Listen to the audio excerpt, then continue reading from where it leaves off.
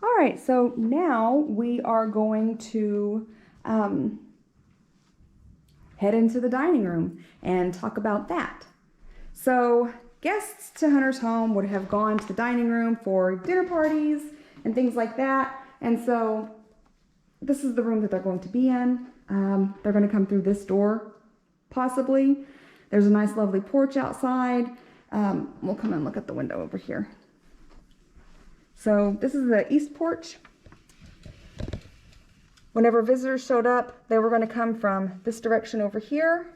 They could walk up the sidewalk and come through the front, get the full view, or they can come to it from this porch here that leads to this door that we're about to be standing next to. And so they come in here and come to eat if it's an affair like that. Most likely, though, they're going to be shown into the parlor. They're going to hang out there until it's time to be called into supper, and then they're going to come in here and eat. And so Andy, as a waiter, was the one that was likely bringing the food to them. You know, he would probably be stationed somewhere over here. They would have gotten the food from the kitchen, which is through that door there, and they could bring it and set it out wherever it's supposed to be out here, like we have a little dessert table and all that stuff. Or they could place it on the table and serve the guests from there. And so they have to make sure that the guests' water is full. They have to, even if it's just Minerva and George sitting here eating, you have to have somebody here to make sure that they don't want for anything. If Minerva drops a fork on the floor, Andy has to make sure that she has a fresh one. If George's wine glass gets empty, Andy has to make sure it's refilled, things like that. So they have to make sure that those things are taken care of. Any spills are picked up by the enslaved people. If something runs out and they want more, you know, they have to have one of the house servants to come up and bring extra food, that sort of thing. If they're having dinner parties, you know, somebody always has to be running back and forth to make sure that everything is refreshed and plenty. So here is some of that we talked about in last week's film, how Sylvia, as one of the enslaved people who worked as a house servant in here, would have to make sure that she maintains all of this stuff. So we see things like this. Let me try to get out of that view. So we see things like this, and that is a silver set that was given to George by his sister. And that has to be cleaned. It has to, you know, you have to do your cleaning of your silver services and things like that. And then, of course, washing all of the dishes and things after the event is over with and putting them away. Nice dishes go into the nice dish board, things like that. And so this stuff has to be taken care of. And then, of course, in this room as well, you know, it's constant. You always have to dust. Somebody has to make sure that fire is tended to. If it's hot, they have to make sure that there are fans going. Whenever you go to visit plantations on areas that are super hot, you see that they have really neat contraptions set up that, like, for example, up here where this light is, it could have a fan that was attached to a pulley system that goes across the room and down so that an enslaved person can stand there pulling on it and letting it go. So that keeps wind blowing across the room, and it keeps everybody from being too terribly hot in these sticky hot summers that we have. So that's the dining room. Not a whole lot to talk about that enslaved people did in here, aside from, you know, making sure that everybody was taken care of when it came to food and cleaning the place. Had to do a lot of dusting. This room, Shorey Ross said that this room, whenever he came out here after the Civil War, had prints like this around the room. So George, as a fox hunter, and of course we know how much he loved fox hunting, he named the plantation Hunter's home, would have likely decorated in the style that, you know, people do at the time, and that would have meant lots of pictures, and so lots of dusting and cleaning. All right, so now we're walking into the kitchen. One of the things that always fascinates me is this here. We always tell our visitors to watch their step. Let me turn around so that you can see. So that floor has been walked on several times over the last over 100 years that this house has been here. And that's always really fascinating to me. That and this floor here. So this is possibly the oldest floor in the house. And you can see through it. You can feel through it if the wind blows, and you can hear through it. So if anybody's down in the basement talking and you're standing in the kitchen, you're going to hear them. All right, so this lady here is Eliza. She is 38 on George's list, and so he's listed as, or she's listed as the cook on the list that George produced, and that's where we're getting all of our information from. So she is the cook, and entertainment was, like I said, a really large part of Southern culture, and the cook was the center of that. She was an absolutely integral part of plantation life. So the Merles often entertained, and even if they weren't entertaining, you know, of course, they have to eat too. And whether it was going to be a dinner party for 20 or a casual visit with neighbors coming over or relatives, Chief Ross was over here a lot. Lewis Ross and his wife were over here a lot visiting. You know, Minerva's sisters were coming over here all the time. George had friends and business associates coming out here all the time. So people were out here quite often. And generally, whenever somebody shows up, you ask them, would you like something to drink? And would you like a snack? And so Eliza touched just about everybody. Her skills touched everybody that came onto this plantation if they stayed for long enough. So she would have been super important. Okay, so she would also have been, you know, like I said, not only super important, she needed to be a really good cook. I found information that stated that the people who were used as cooks were extremely well trained. Some people going so far as to have gourmet chefs train them or to teach them different things so that they could make sure that they were providing good food. Your cook had to be apprenticed, so Eliza would have had another enslaved person that she was teaching how to be, you know, like her sous chef, for example. Although that's probably not what they were calling it at the time. But she would have had to be a really good cook, because not only does that mean that the Merles are eating really good, but it also enhanced the social status of the Merles. Whenever you have a dinner party or a card party or whatever, and somebody serves you some really nasty food, you're going to talk about it, and people aren't going to want to go to your events anymore if you don't serve them good stuff. So Eliza had to be on her game all the time.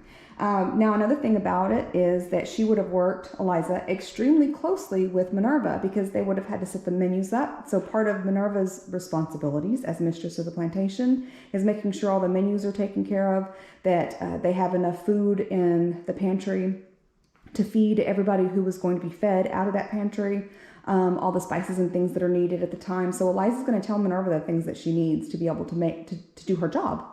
And so they're going to work really closely to make sure that that's done. And so Minerva's going to lay out the menu, and she's going to talk to Eliza about it.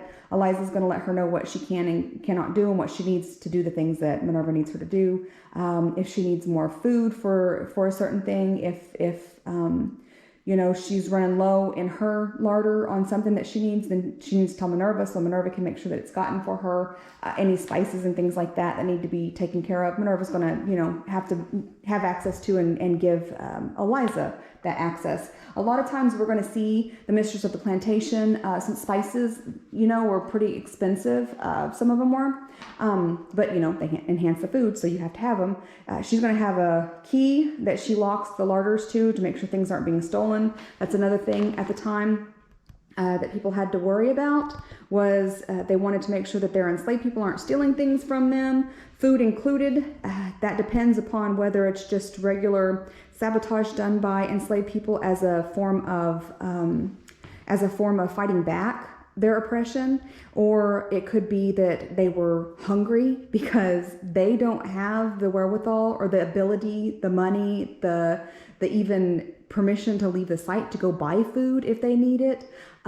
Their gardens to supplement their lives, their food that the Merles gave them as rations, those could only be tended to on their time off. And since they had to work from sunup to sundown a lot of times of the year, and then they also had other jobs that they had to do. So like, for example, if it's harvest season, Susan has to go out and, you know, I know I'm always talking about Susan, but she's the one example that I have that really makes sense to me. She has to go out and help to harvest everything. And then whenever the sun goes down and it's time for her to go back inside, that's the time that she has to do the sewing things that she has to do. And so if she's having to do that, guess what? She's not going to be able to tend to her garden. And that was the situation for some of the enslaved people in the past.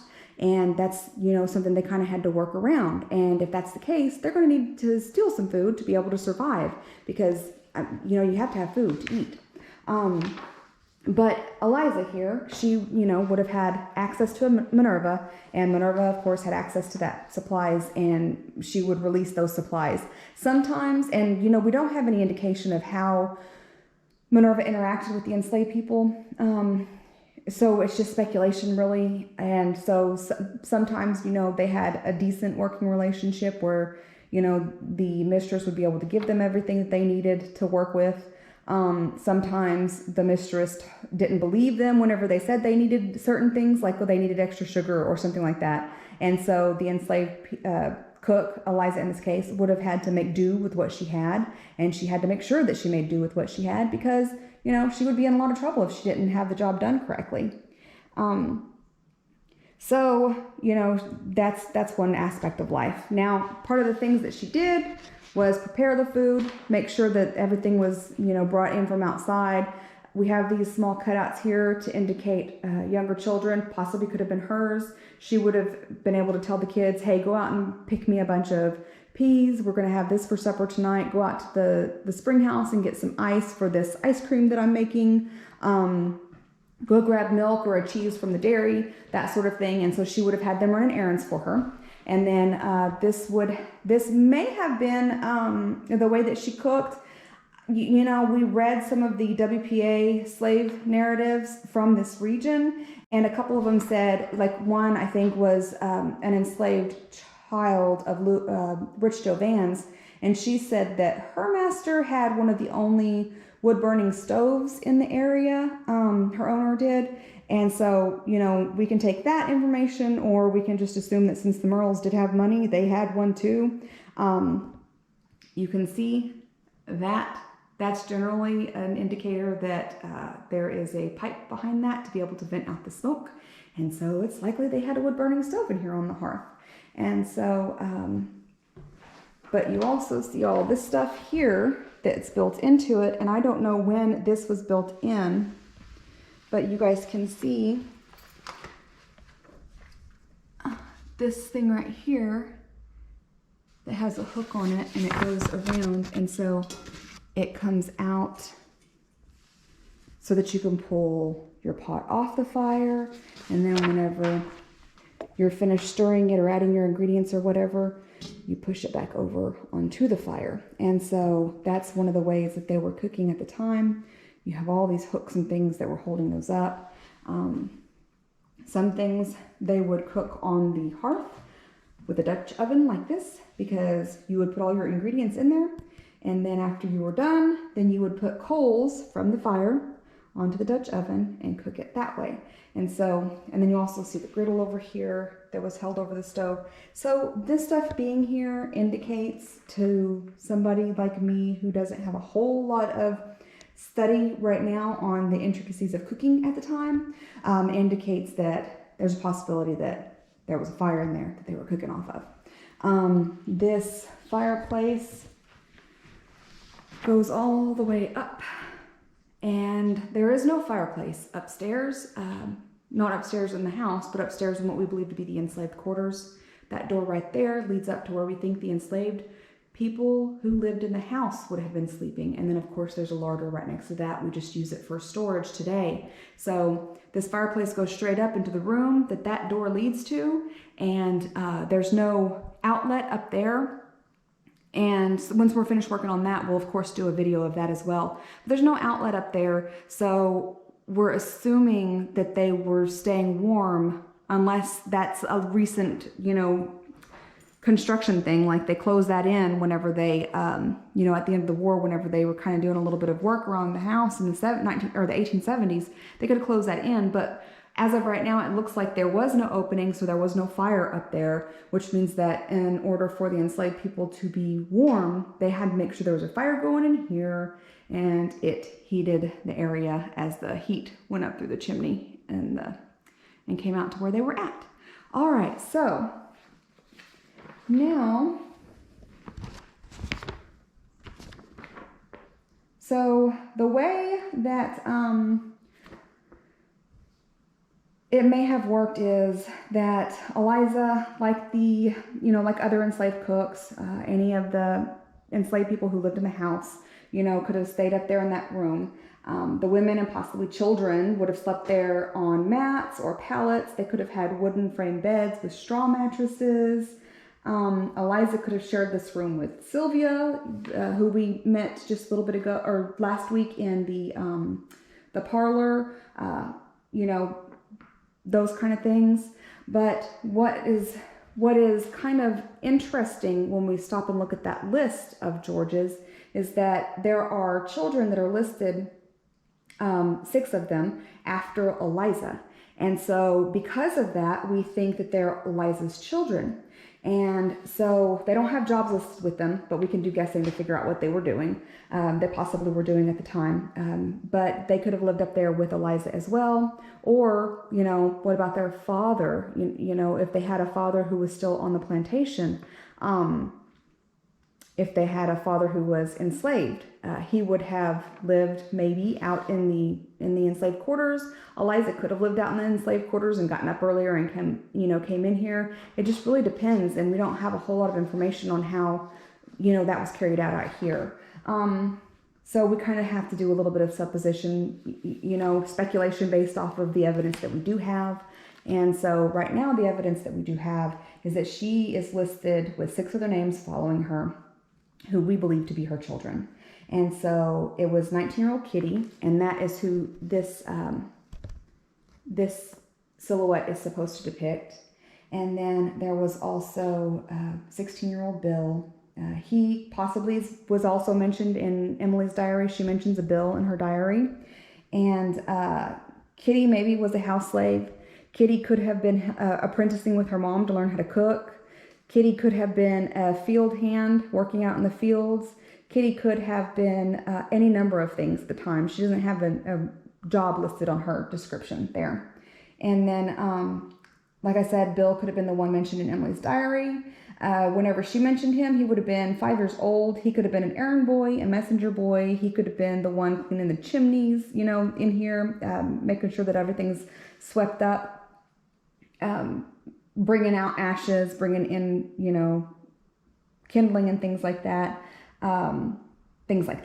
Then there's also 10-year-old Johnson and 8-year-old Till. And so by that age, they were definitely doing some work. So generally, like I said in the last video, kids who were 5 and under really weren't doing a whole lot of work. 5 is hitting that cutoff line, where people are going to have them start doing work. But if they're under 5, generally they're not going to be doing a lot of work. If they're over 5, they're definitely going to be doing some work. So they could have been helping out in the fields, tending to the animals, feeding them, mucking out stalls and stables, feeding the dogs and taking care of them. Like I said, running messages, places, things like that. 6-year-old Peg may have been helping with the chores at the big house. The WPA slave narratives talk about children playing with or being cared for by older enslaved people until they reach the age of 6 or so, and then that's whenever they're really starting to work. 2-year-old Peg. Then we also have a 2-year-old who would not have been doing any work at the time. And then we have other children as well, but those are the ones that were listed after Eliza, and so those are the ones that we think were her children. So another part of Eliza's domain, and we're going to step out here for that. So I'm going to turn you away.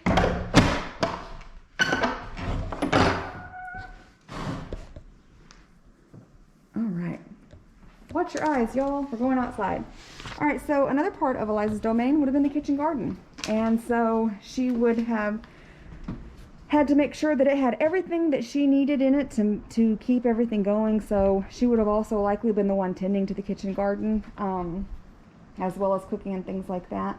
And it was her job to keep track, of everything. So these types of gardens kept the herbs, the vegetables, the flowers even, that were used in preparing the meals. So she would need to know just what was in the garden. Some of her younger children would have helped tend to the herbs. The younger kids would have helped tend to the herbs and vegetables and flowers and all that stuff that was growing here. And so That's one of the things that they could have been doing. And basically, she's going to make sure this garden is running well, and has the things that she needs. Because another thing is that the kitchen garden was where they grew their vegetables and things to supplement their diet with the things that were grown in the field. So they're growing corn. That's a lot of food. They're going to be feeding with it. They're going to be trading it. They're going to be using it to make bread, storing some of it for seed crop next year, but it's going to make up a staple of the diet. They're growing beans. That's going to be a big staple of the diet. They've got their animals and things like that, but they also need vegetables. And this is where you're going to be able to produce a lot in a small space. So like your tomatoes and your peppers and your garlic, things like that is going to be grown in a smaller kitchen garden, as well as your herbs, because herbs weren't only used to season food, but they were also used as medicine back then too. That's going to be more Minerva's domain, but you know, if Eliza's sick, if she's got an upset stomach, or if she's got a headache or something like that, she's also going to have an understanding of, you know, some of these things that she's going to use to make sure that she's feeling better, or her kids are feeling sick or something like that. She's going to know, like, she's not feeling good, pick off some mint and chew on it and help her feel a little bit better, that kind of thing. And ironically, because they were able to do that, they were likely a little less hurt, I guess, for lack of a better term, than some of the more modern, at the time, medical use, because, you know, like we talk about in some of our other videos, Minerva was being bled, likely. She was given mercury-based medicines and things like that. And while they were going to call doctors out for some serious illnesses for the enslaved people, generally it's the job of the plantation mistress to keep track of the health of the enslaved people. And so I don't know if they're going to pay money for medicines if, you know, they know that they can just use herbal remedies to kind of help them out with things. And so that's you know, a possibility at the time. Now this right here, with this section here, used to be opened up. There's a set of stairs that goes down from it that would take them to the area that we believe to have been the kitchen garden, that we can see in some of our videos, or our photographs that we have from the time period, a little bit after the time period.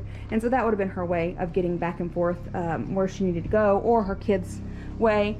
We also have smokehouse close by, so they can get their smoked meats and things. And then spring house is right over there, so they can haul up their ice for stuff. You know, Eliza would have been making ice cream and delicacies like that. Some things might have needed to be kept chilled, and she would have been doing that. Sorry about that. We are close to Camp Gruber, and they do training sometimes, and so they fly over. So that's, you know, kind of what Eliza's day would have been like, you know, the things that she would have been doing, the things that kind of her domain a little bit. And then of course you've got the porch here on warm summer evenings, you know, cool summer mornings. She could have been sitting out here getting some of the work done, because anybody who's cooked, especially in the South in the summer, knows that kitchen gets stuffy. So that is our discussion over Eliza and who we believe to be her children. And we will have our next video up next Friday that we will cover some of the things that were going on upstairs. Thanks for joining us.